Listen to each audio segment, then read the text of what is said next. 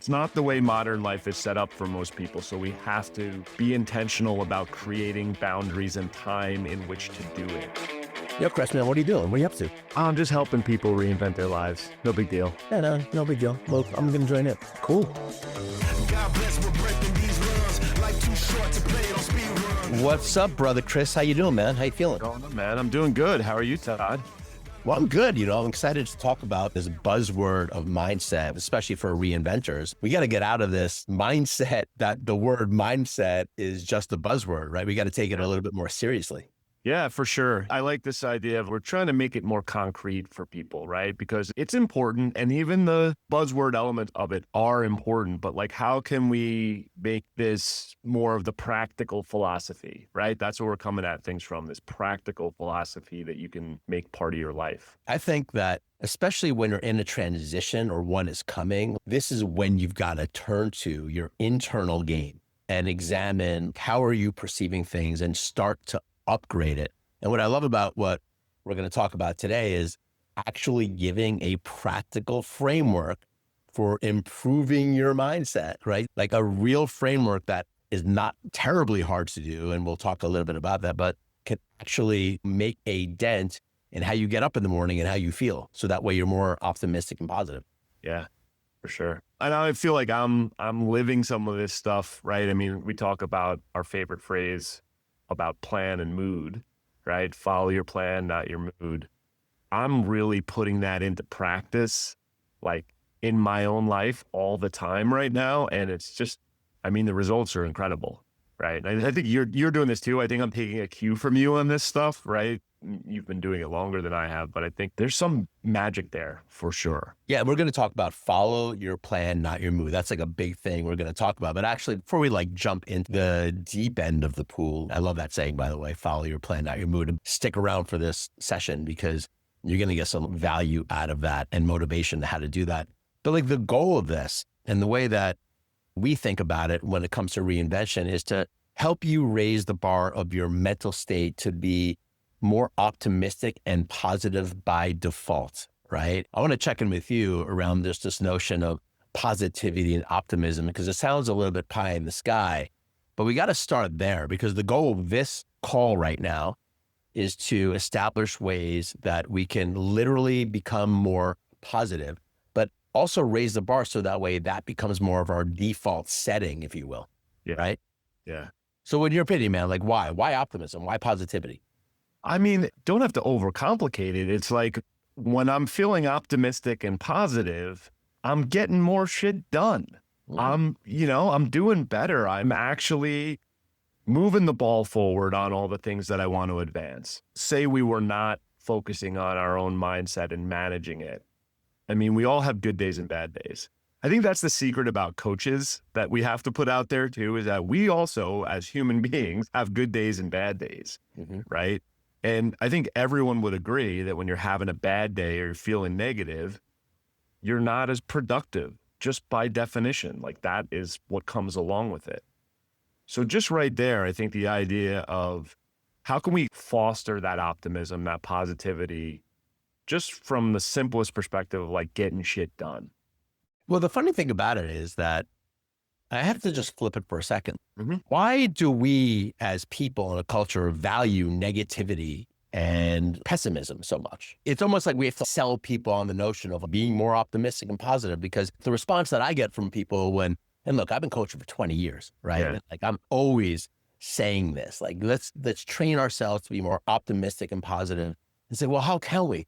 Like, look at the state of the world. Like, look at the state of my relationships. Look at the state of my bank account. Like, there's so much to be scared about. There's so much to be worried about, right? And I'm like, I get it. Like, I absolutely get it. And by the way, I think we've talked about this. There was that study where they studied the brainwave states. And, in general, humans do about 6,000 thoughts per day, okay? And most of the thoughts are repetitive, like 80 to 90% are the same thoughts that we had yesterday.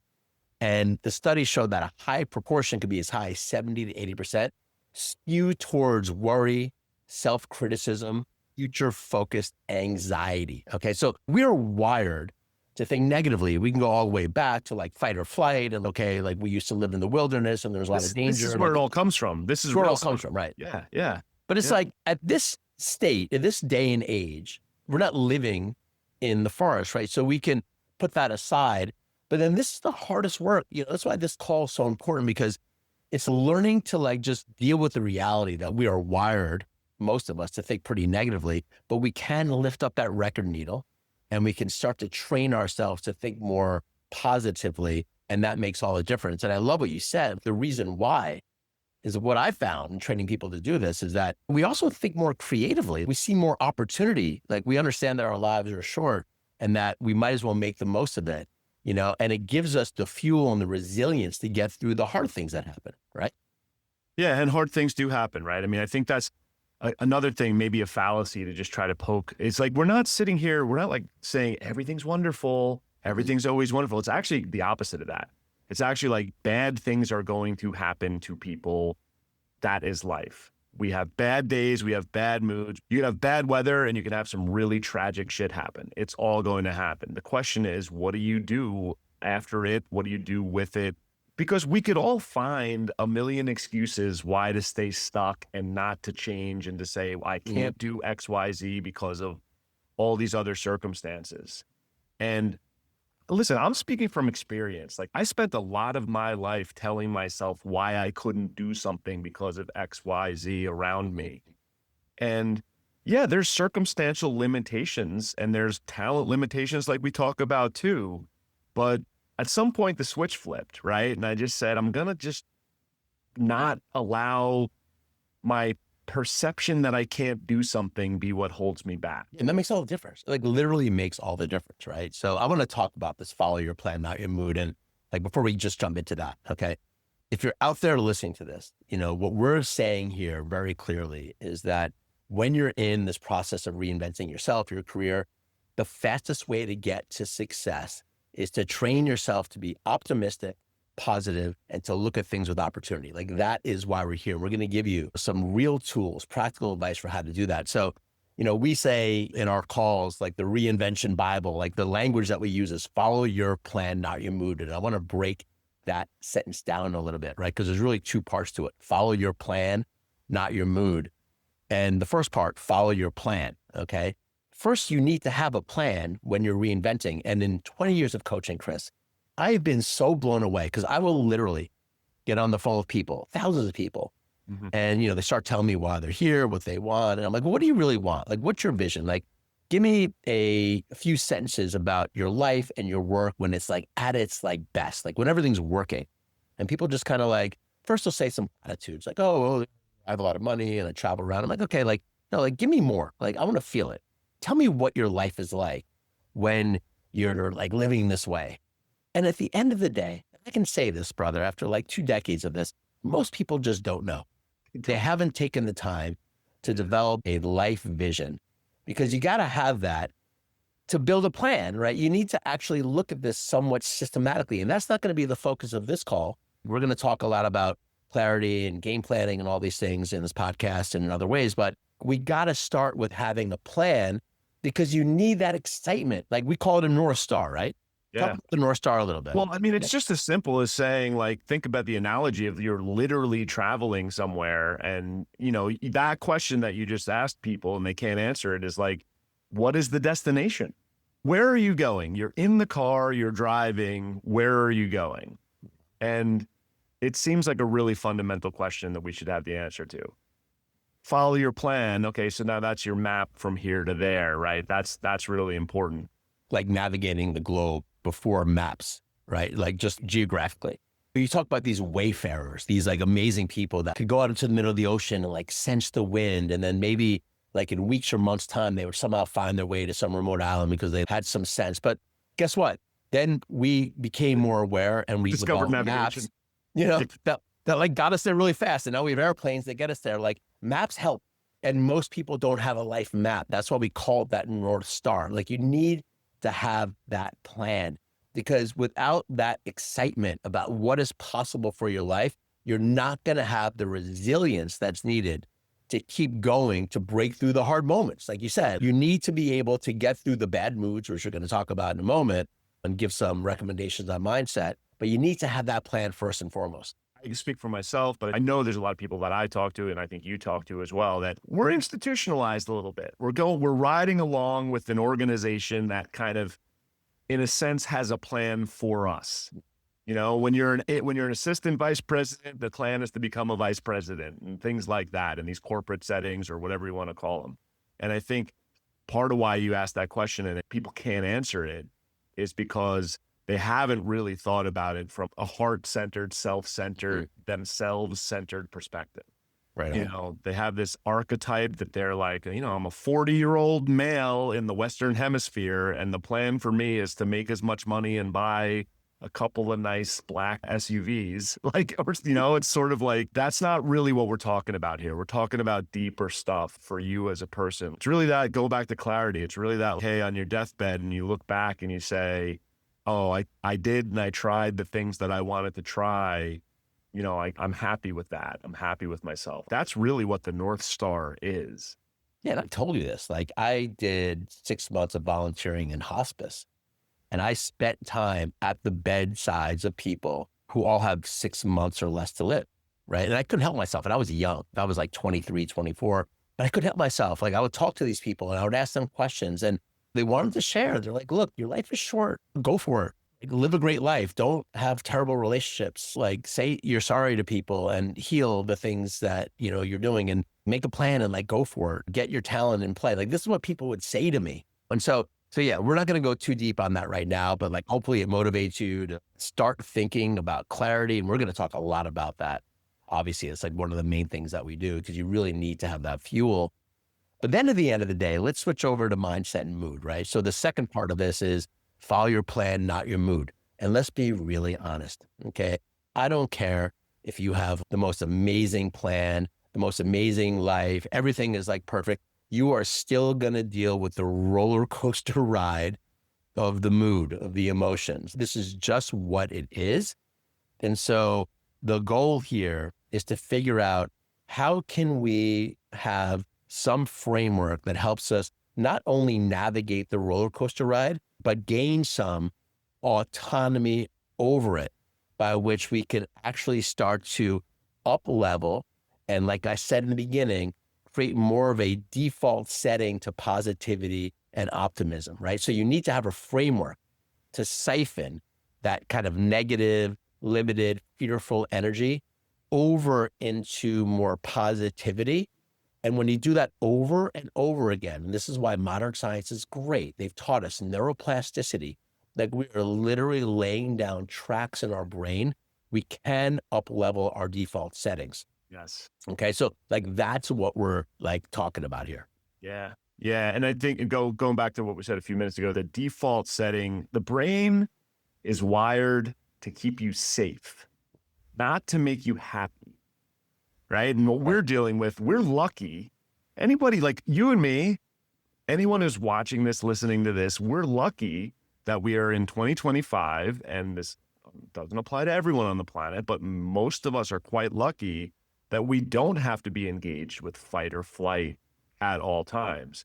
Our brains evolved in a time when, like, literally you step out into the woods and you could, you know, a tiger could eat you, right? Right. And so I think what I see with a lot of people is we're sitting in the room with the bear that could eat us, scared to go out into the forest because of what's scary out there. Right. Right. And I think it's like this thing of we're sitting in the pain that we know, trying to avoid the potential pain that's out there. Yeah. And I think that's why we have this default negativity in some cases, because it's safer. It's safer. That's true. That's absolutely true. You say no to things, you'll never get hurt by a new thing if you say no to every new thing.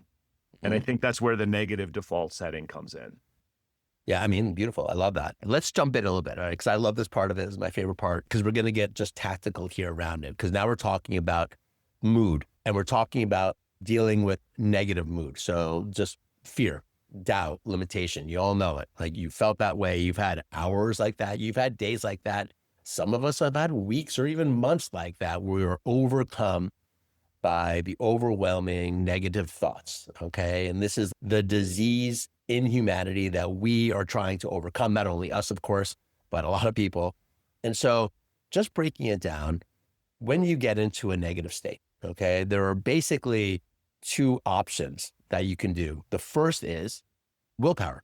Like, all right, let's follow the plan, not the mood. That's when you plow through it. Okay, the go, go, go, Tony Robbins-esque attitude. And Chris, you know, I've had the wonderful opportunity to work with Tony Robbins. I love Tony. I've interviewed him a couple of times. Like literally my first interview, I asked him one question. The guy went off for 45 minutes. I didn't say a word. Everyone's like, oh, you did great. I go, I didn't say one thing. The guy talked for 45 minutes, but it's Tony Robbins, so whatever. Tony, that's his stance. It's always like, go, go, go. And I love it, and I'm going to be honest, like it hasn't always resonated with me because I think there's another more holistic approach as well that we need to integrate, which is almost the opposite, which is to allow and reflect when you have a negative state of mind. And we're going to talk about how to actually do this. So let's just start there with this polar opposite approach. You know, my mood is not good. I'm not feeling right now.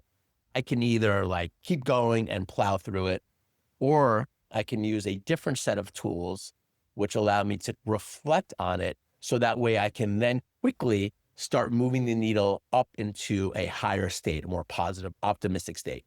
What do you think? I think it's really important stuff you just said, though, Todd, right? The go, go, go doesn't work for everyone, and it doesn't work for everyone at all times. Right. And I think that's really important to acknowledge. I mean, again, we're both on social media, so we see there's a million voices on social media that are shouting at you to, like my favorite thing is to refer to the guys who tell you get up at 5 a.m. and lift weights and do this and that, and then my 5 to 9 before my 9 to 5 and like all that stuff. Hey, if you can do that every day and like be hyper efficient, hyper productive, then that's great. Like, and there's days where I am like that. It's not always like that. It's not every day. There's circumstances of life and stuff. And there's also mood. There's also the way you feel. And I think it's like, I like the second path, and we can get into this a little bit. To me, it is much more sustainable to be able to say, you know what? I can't be a 10 out of 10 today. So how can I own it, process it, and get myself to be an 8 rather than a 0. Right. Exactly. You know that I worked with a Japanese samurai master. I mean, literally, I'm going to bring him on this podcast. And I've done physical events with him. He is like out of control, powerful. Okay. This guy is like unbelievable. You know, when you're around him, it's like he's really advanced, you know, and he talks a lot about the yin yang. Everyone knows the yin yang symbol, right? And we all kind of have an idea that it reflects like the different energies, the polarities. And he says, look, he goes, the yin and the yang. Yin is more of the feminine recharge energy. Yang is more of the masculine go, go, go energy. And it's another example of how we could talk about willpower versus reflection, right? And he says that the proper proportion of yin yang is actually 52% yin or recharge energy and 48% yang or go, go, go energy, right? And so while I love Tony Robbins, I don't think he fully honors the value of the allow and reflect. That's why we want to talk about it today, because in our philosophy, in the reinvention philosophy, you know, it feels like a lot of pressure. Like we understand, we're coaching a lot of people who are literally up in the air right now with work, with money, with starting new things, with thinking about going back to some corporate job. Like there's a lot of pressure, financial pressure, family pressure, like we get it. So to come in here and say, it's not just plowing through it is a little bit like revolutionary to an extent, because I've actually found in 20 years of doing this, that the reflection work and giving value to letting your negativity and your fear and your doubts have some space is the very thing that can propel you forward much more if you start to learn to use it as a tool. If you actually allow yourself at times the space to sit with it and allow it and be curious about it, then there's a lot of different ways to do that. And we'll give some examples today. And then with a clear boundary that I'm not going to just stay in the state. And I think that's the key thing, right? Like allow and reflect is powerful if you know and you have a system and a framework by which I'm going to give myself some space to do that. I'm going to allow this to happen, but I'm not going to stay there in perpetuity. The goal of allowing and reflecting is to get back to the state where I'm going to go for it, where I'm going to follow my plan, not my mood. Does that make sense, Chris? Like, it's a little bit complex, but we really want to give like a visceral framework here for people to understand like these varying states. And we need to allow all of it to be, because we're human and it's complex being human. And so I think it's important to allow and reflect, but within a time frame that will allow us to get to that other place faster. I mean, what are your thoughts? Yeah, I almost like to label the negative thoughts or whatever. We have something like 6,000 thoughts a day on average. And like, that feels low. Feels like I'm having a million sometimes. But like, I do like to give them a voice and actually almost like label them. I once worked with a coach who called it sort of like the saboteur, like this persona in your mind who can say no to everything. I like to give them the floor for a little bit sometimes. Like, let's hear that as opposed to running away from it. And I think, listen, I'm not criticizing Tony Robbins, but like for me, mode one where you're go, go, go, and you're breaking through the wall all the time, to me, it's running away from and not listening to or not giving that voice their moment to say it. That's right. Let's give the saboteur, for example, the floor, hear him out so you can say, gotcha, heard you, thank you, peace. Yeah. You know? That's right. Let it be. And this for me is a huge part of my life. Like really personally speaking, like the allow and reflect, I actually systematize it.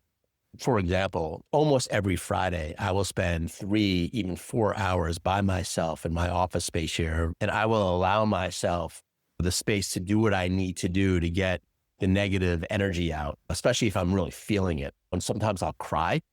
Sometimes I'll just like do a lot of movement. I mean, sometimes I'll listen to music. Giving yourself some time to be human, just to allow the full gamut of who you are to be okay, is so healing. And like, it may not work for you to systematize it like for me. And I think for a lot of people that I've coached and trained to do this, it's messy at first because we're scared to like go down that rabbit hole and allow ourselves to feel our own pain, allow ourselves to feel our own doubt and our own limitation. But guess what? We all have it. Every one of us has that, 7 billion of us.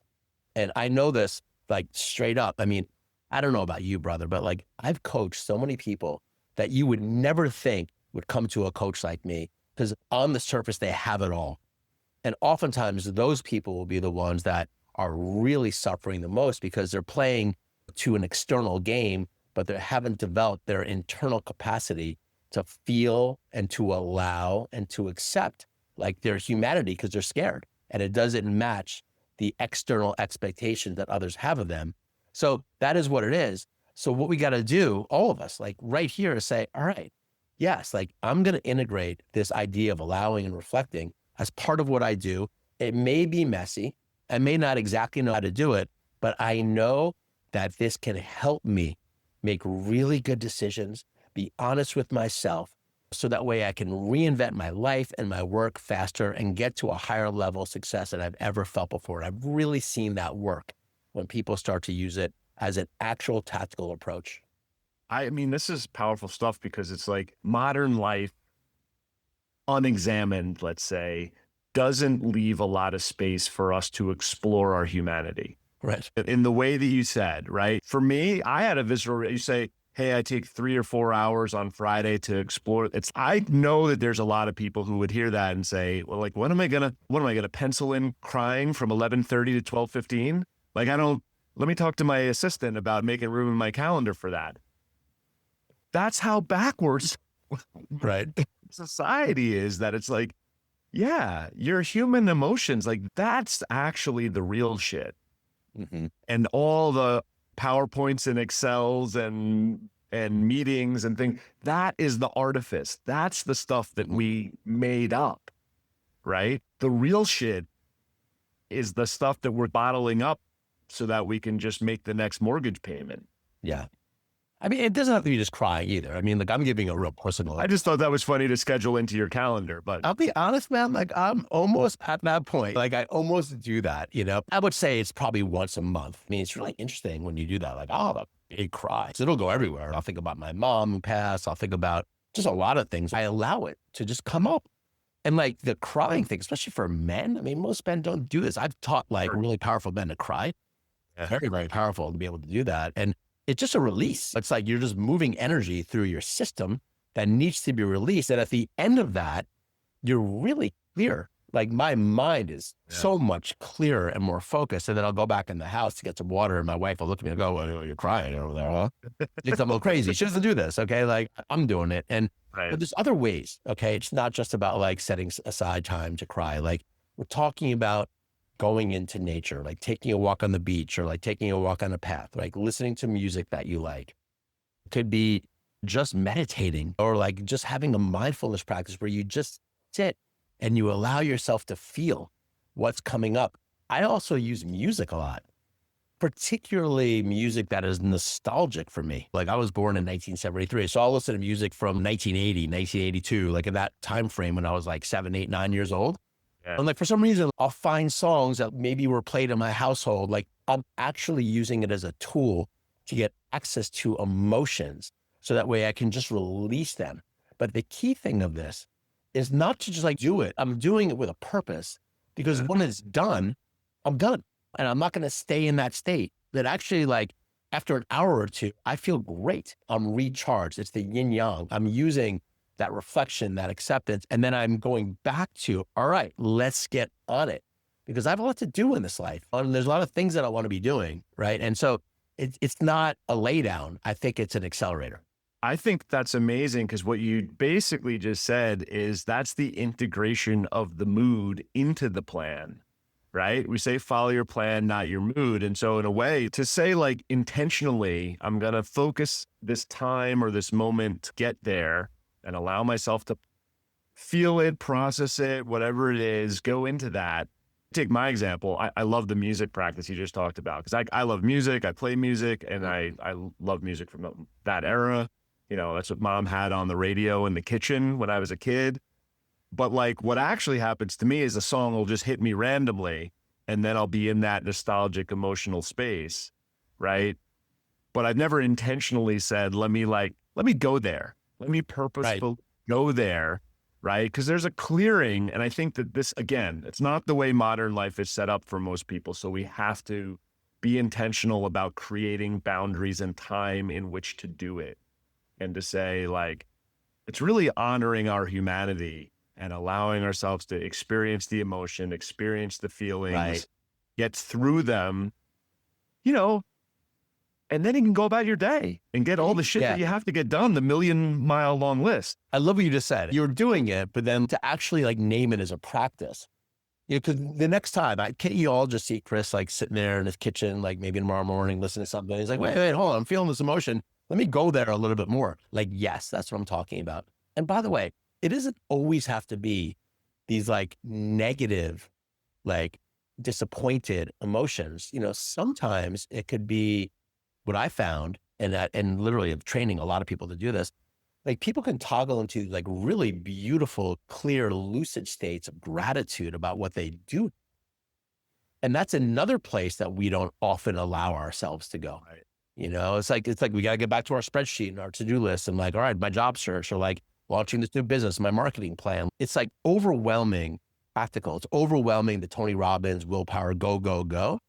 And all we're trying to say here is start to integrate the full gamut of your emotions. And by the way, those positive emotions could be bliss, you know, it could be just like intense appreciation, you know, it could be just, I don't know, like creative thoughts come up that you don't often honor. And you want to allow them space to also bubble up and emerge without being attached that they need to do anything. Like, because a lot of times what people will do is, oh my God, I got this idea. I need to go put it on my spreadsheet and just like write it out. Nothing kills creativity more than like instant conversion to productivity. Right. Look, if it's an amazing business idea, like you'll remember and it'll emerge. I mean, this is maybe we're getting a little bit into specifics of something here, but I do think it's an important thing. It's just like the intentionality around going into, you know, the music and the mood and the emotion. With creativity, for instance, I've started to get smarter about when the creative flow is happening, stay in the flow. Right. Capture the things, you know, for me, if it's writing or recording or whatever, capture the things, but then there's like the editing and converting into a finished product. That's almost like a different time. In fact, it actually often is a different time that I do that work. So I think that this is where the more kind of mode 2 we're talking about here that's a little bit more flexible is saying it's really giving space to honor kind of like your circadian rhythm as a person. That's right. I love that. I mean, yeah. And I think we're talking about like self-mastery, because if you're reinventing yourself, it's an opportunity to align your future work with your best self and what you love, right? So it's a real opportunity. And so starting to get really specific with how you use your time. I mean, we're talking about time here. Some time is meant for processing emotions, good or bad. Some time is meant for like going forward and going for it. But the goal is to get ourselves into a positive, optimistic state more and have neuroplasticity kick in, by which that becomes our default. One of the things that I do, one of my favorite practices, is called self-talk. And what I do is I take walks, which would be more of the allow and reflect time. So I'll be working for a bunch of hours and then I'll need a break and I'll go for a walk and I'll put on my earbuds and people will think I'm talking to somebody on the phone, but I'm really just like just going. I'm just talking to myself and I'm talking about ideas. I'm talking about anything that wants to come up. I allow myself, I know you practice morning pages, which is a writing version of that where you just write. It's a free writing where you just write to get information out. Very, very powerful practice. Self-talk is like free talk. And you just walk and you talk and you just allow stuff to come out. It was so powerful for me when I started doing this that I started just to record it. And so what I'll do is I'll record my self-talks. And now I go back and I use Otter AI and I basically just transcribe it. And literally this podcast probably came from a self-talk. So it's using time, spending some time to allow yourself to process and then knowing that that's over. And now it's more structural, okay, now I'm going to create, I'm going to figure out how to use that part of my brain, the prefrontal cortex, to make stuff happen. And I think that's really important for reinventors because you need to understand and honor all of it, but you need to be smart about how you're using it. Yeah, I think that's great. I think that's right. And that's so many people that are reinventing, there is a creative element to this, right? If you're creating a new business or even just a new way of being. And again, I don't think the standard structure of society is really well set up to honor that or leave space for that. So we have to consciously make that space for it. And I know for me, it was a real transition. It took some real time to get comfortable with this idea of, I'm going to sit down and write morning pages. Mm-hmm. I'm going to try to start every morning with a sense of gratitude. Even when this goes to the mood thing, even when I'm feeling pretty shitty that day, right? Pretty down that day, what am I grateful for? Let's start with that. And this goes to some of that neuroplasticity, some of that priming of saying, when you're feeling that kind of way, to say, hey, listen, we have a roof over our heads. The kids are in school. It's going well, this, that. And many times that resets me and I find myself down a path to now I'm creating, now I'm thinking about the business. Now I'm thinking, it puts me in a state of positivity, even when that wasn't the way I woke up that morning. Isn't it interesting? Just talking about it, you start to see that you're already doing this to some extent, but when you're actually naming it as clearly as, a system for growing and reinventing, it actually starts to get clearer and clearer. And that's how you can actually start to catch that more positive kind of wind flow of your life and kind of get there faster. I mean, for me, me, man, it's all about speed. I want to help people get to success and fulfillment really, really fast. And I'll say that what we're talking about today is one of the big amplifiers of it.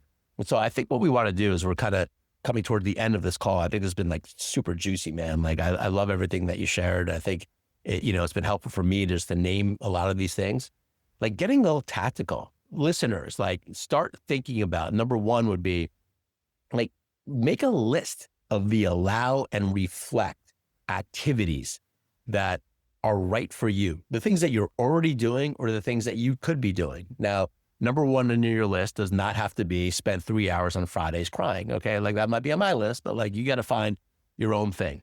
But literally start getting clear about what are the things the activities and the spaces and the environments that for you represent the allow and reflect and recharge, right? It could be showering, it could be going to the gym, it could be talking to a friend, it could be meditation, it could be, doing all these different things, listening to music, but writing it out is so important because now we're telling our brain, this is a real thing. I am now taking on this practice and philosophy of allowing and reflecting as a thing that's going to propel me forward. So I would say that's like number one takeaway is write it down, write a list right now of the things that represent that for you. And then number two, I would say, and this is like, if we're going to get into it a little bit, Chris, like this is where the nuance comes in, because what I found is that people have a challenge of knowing when to be Tony Robbins, push, Right. and when to allow and reflect. This is the science of it, to be honest with you. And it's not a perfect science. It's not going to be. But here's the hack, okay, that I do myself and I do for others. You're in it.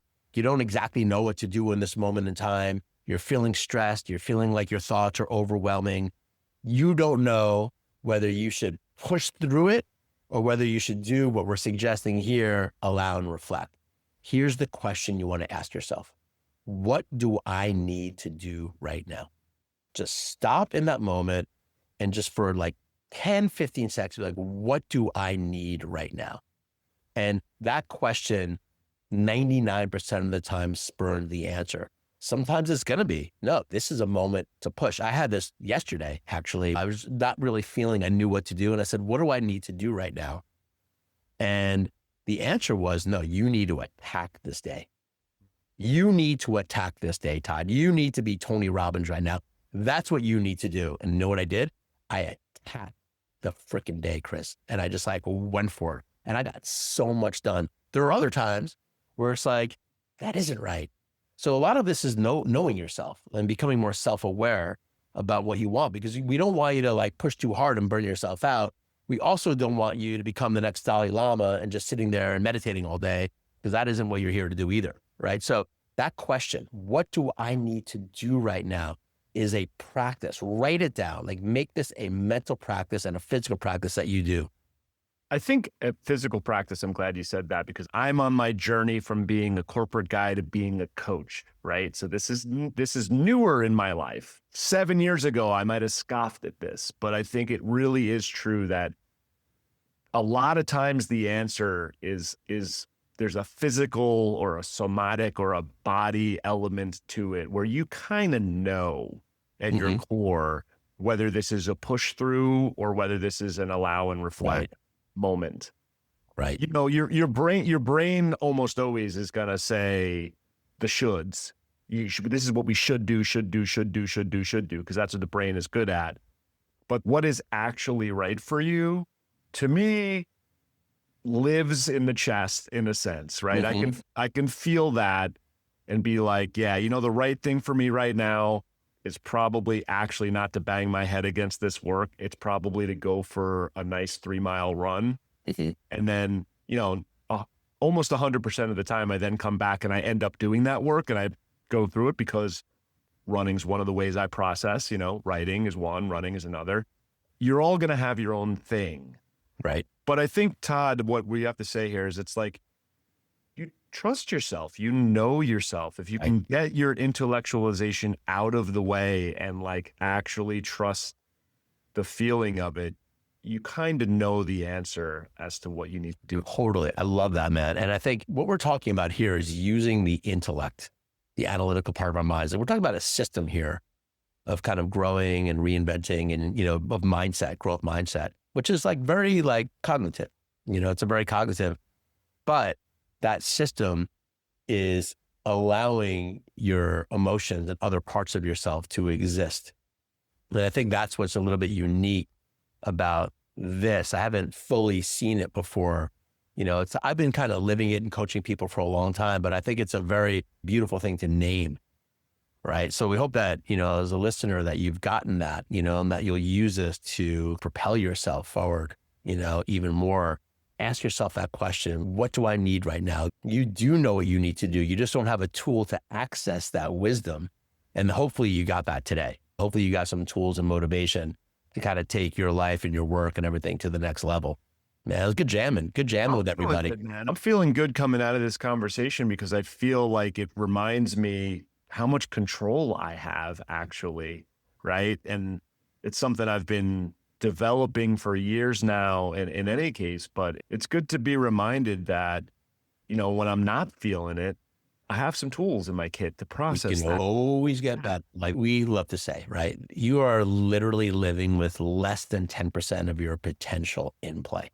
Right. This is pretty much the truth for virtually all of us. Like what we're talking about here, just like going from 10% to like 12% is like huge, Right. like monumental, like energy and like focus, like all these things happen when you just start moving the needle a little bit. So that's the game that we're playing here. And I don't think there's a more important conversation than this right now. I mean, with everything that's going on in the world with AI and disruption and the state of the world, like all the negativity, all that, we are bombarded. Like we do have autonomy. We have much more control over the state of our internal environment. We just need to adopt these tools and use them and get consistent with them. So man, I've just loved jamming with you on it and I hope everyone loved it. And yeah, I guess we'll come back at you in the next episode.